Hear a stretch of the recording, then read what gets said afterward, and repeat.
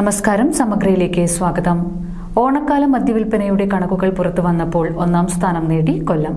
ഉത്രാട ദിനത്തിൽ ബെവ്കോ ഔട്ട്ലെറ്റ് വഴി വിറ്റ മദ്യത്തിലൂടെയാണ് ബീവറേജ് ഔട്ട്ലെറ്റ് തല കണക്കിൽ ഒന്നാം സ്ഥാനം കൊല്ലം നേടിയത്. ഓണക്കാല മദ്യവിൽപ്പനയുടെ കണക്കുകൾ പുറത്തു വന്നപ്പോൾ ഒന്നാം സ്ഥാനം കൊല്ലത്തിന് തന്നെ. ഉത്രാടം ദിനത്തിൽ ബെവ്കോ ഔട്ട്ലെറ്റ് വഴി വിറ്റ മദ്യത്തിലൂടെ ബീവറേജ് ഔട്ട്ലെറ്റ് തല കണക്കിൽ ഒന്നാം സ്ഥാനം കൊല്ലം ആശ്രമം ഔട്ട്ലെറ്റ് സ്വന്തമാക്കി. 1,15,40,870 രൂപയുടെ മദ്യമാണ് ആശ്രമത്തെ ഔട്ട്ലെറ്റിൽ ഒറ്റ ദിവസം കൊണ്ട് വിൽപ്പന നടത്തിയത്.